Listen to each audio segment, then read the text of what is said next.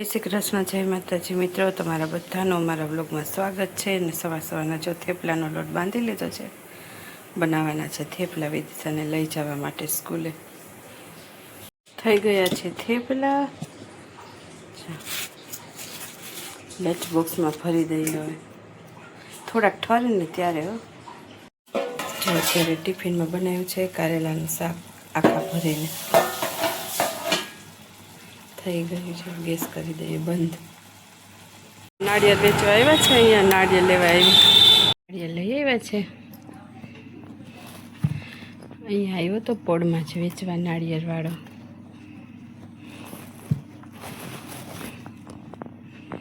હાલો નાળિયેર પાણી પીવા. તો જો અત્યારે બધું કામકાજ પતી ગયું છે અને આજે કરી છે ઘંટી ચાલુ. એટલે જો કપડાં ધોવાઈ ગયા, હમણાં ધોઈ લીધા છે કપડાં. અને આજે તો વરસાદ જેવું નથી ને, એટલે વાતાવરણ અત્યારે તો થઈ ગયું, સવારના એવું નહોતું. તો ચાદર ને ટુવાલ ને બધા ધોઈ નાખ્યા. હવે જો સુકાઈ જાય તો સારું, નહીંતર કાલે સુકાશે. અને નાળિયેર પાણીવાળો આવ્યો હતો તો નાળિયેર લઈને જો પી લીધું છે, થોડીક એનર્જી લઈ લીધી. અને અત્યારે ઘંટી ચાલુ કરી. એક તો દળનું દળાઈ ગયું છે, હવે બીજું નાખવાનું છે. અને પછી ખાલી રોટલી બનાવવાની છે. આજે તો કારેલાનું શાક સવારના બનાવી લીધું હતું, ટિફિનમાં દિનેશને આપવાનું હતું. એટલે વરસાદ જેવું વાતાવરણ પાછું થઈ ગયું, ખબર નહીં ક્યારે આવી પડે વરસાદ. અમદાવાદમાં તો સારો એવો વરસાદ આવી ગયો છે. ગઈકાલે આવ્યો જ નહોતો, ગઈકાલે સહેજ પણ વરસાદ નહોતો આખા દિવસમાં.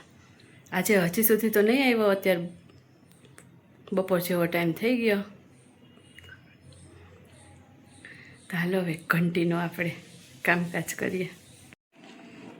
દળાઈ ગયો લોટ કાઢી લઈએ.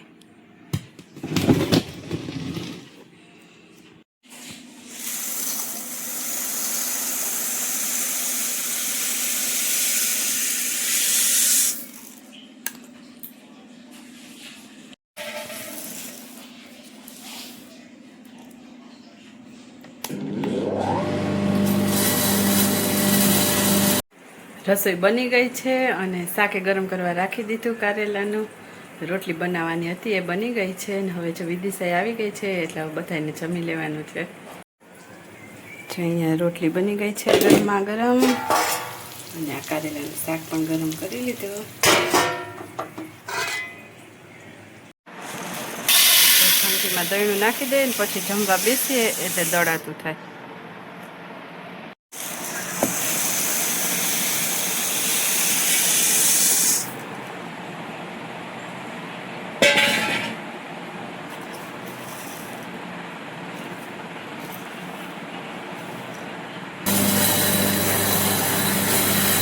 અત્યારે જો ઘઉં તો બધા દળાઈ ગયા છે. હવે દળવાની છે ચણાની દાળ. બપોર થઈ ગઈ અને તો પણ હવે ભેગું દળી જ નાખું ચણાની દાળ. અને જાડું દળવાનું છે છેલ્લે, પછી ઘંટી સાફ કરવાની છે. ઘંટી તો પણ થોડીક વાર આરામ કરીને પછી કરીશ સાફ. પેલા બધું દળીને ભેગ દળાઈ જાય તો શાંતિ. અને વરસાદ જેવું વાતાવરણ થઈ ગયું, હજુ આવ્યો નથી, પરંતુ આમ ઢાકલા જેવું વાતાવરણ થઈ ગયું. વરસાદ આવે ને એની પહેલાં દળાઈ જાય તો સારું એમ. અને મિત્રો ગઈકાલે સવારના કેટલા 6 વાગ્યામાં, હા, દિનેશને એટલો સખત પથરીનો દુખાવો પડ્યો હતો. દિનેશને પથરી છે, મને પણ પથરી છે. એટલે પથરીનો દુખાવો તો આમ રેવાય નહીં એવો થાય. પછી સવારના જ અમે ગયા હતા દવાખાને, ઇન્જેક્શન માર્યું ત્યારે એને દુખાવો બેઠો. એટલે સવારના દોડાદોડી થઈ ગઈ હતી ગઈકાલે તો. પછી ઓફિસે નહોતા ગયા, રજા પાડી હતી.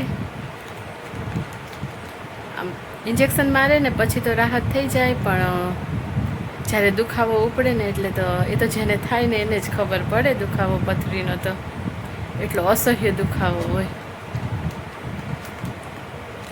તો હાલો હવે હું દળી નાખું ચણાની દાળ. થોડીક જોઈ લઉં, આમ તો લગભગ કાંઈ ના હોય, પણ તો એ સાફ કરી લઈએ. કાંઈ હોય તો પછી ઘંટીમાં નાખીને દળી નાખીએ. હમણાં જ લઈ આવ્યા હતા દાળ, એ છે કડક જ છે એટલે વાંધો ન આવે. નહીં તો તડકોય નથી નીકળતો, કેવી રીતના સુકાવવી. છે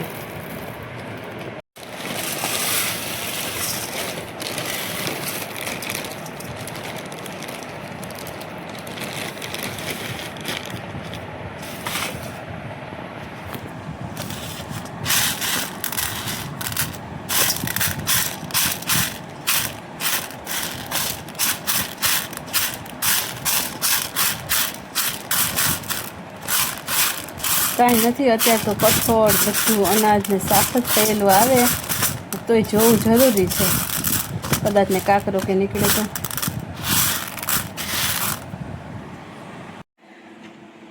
બપોરના થોડીક વાર સૂઈ ગયા હતા અને જો વિડીયો એડિટિંગ કર્યો, પછી હવે અપલોડ કરવાનો છે વિડીયો આજનો.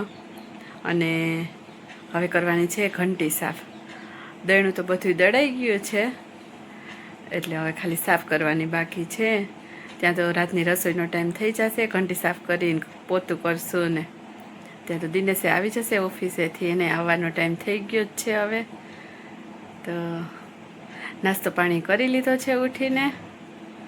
હાલો હવે ઘંટી સાફ કરી નાખીએ. તો જો રસોઈ બની ગઈ છે અત્યારે રાતની. પછી તો કાંઈ વિડીયો બનાવ્યો નહોતો કારણ કે ઘંટીને સાફ કરી લીધી, પછી ફટાફટ રસોઈ બનાવી નાખી અને બની ગઈ છે. સરગવા બટાકાનું શાક બનાવ્યું, સરસ તાજો સરગવો છે ને એટલે શાક પણ એકદમ સરસ થયો છે. ચણાના લોટવાળું શાક મારી માટે, ને આમાં બનાવ્યું છે રસાવાળું શાક, રોટલી અને છાશ. જો અત્યારે ખાઈ પીને ફ્રી થઈ ગયા, કામકાજ બધું પતી ગયું અને દિનેશ પીવે છે અત્યારે દવા. એને પાણીના ગ્લાસમાં નાખી અને સિરપ લખી દીધી છે પીવાની ડૉક્ટરે, કારણ કે પથરી છે ને એટલા માટે. જો આ સિરપ લખી દીધી સિટ્રાલિક.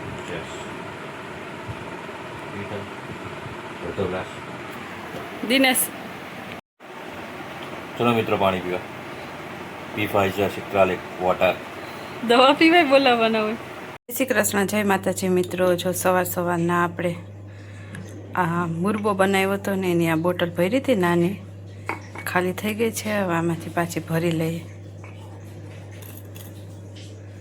જાઓ સરસ મજાનો બન્યો છે જેલી જેવો.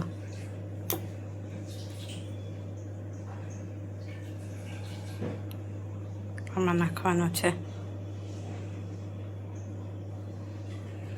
નાની બરણી ભરી લીધી છે ને ઢાંકી દઈ. અને આજે તો જે ટિફિનમાં બનાવ્યું છે ભીંડાનું શાક. બપોરનો જમવાનો ટાઈમ થઈ ગયો અને જો જમવાનું બની ગયું છે. વિદિશા સ્કૂલેથી આવી ગઈ છે ને હાલો જમી લેવાનું છે. ભીંડાનું શાક બનાવ્યું હતું સવારના, તો અત્યારે મારા અને વિદિશા માટે બનાવી નાખ્યું છે દહીંવાળું ભીંડાનું શાક. ચલો શાક ને રોટલી ને છાશ ને ખાઈ લઈએ. આમાં છે દહીંવાળું ભીંડાનું શાક, રોટલી બની ગઈ છે. જો ટંકસાળ બજારમાંથી જાઉં છું, રાખડી આવી ગઈ છે. જો છે ટંકસાળ બજાર. લેસ ને રીતના પેકિંગમાં હોલસેલમાં જ મળે આ બધી વસ્તુ. 12 નંગ કે છે. વિડીયો સારો લાગે તો લાઈક કરજો. થેન્ક યુ ફોર વોચિંગ મિત્રો. ફરી મળીશું આવતીકાલે નવા બ્લોગમાં. જય માતાજી.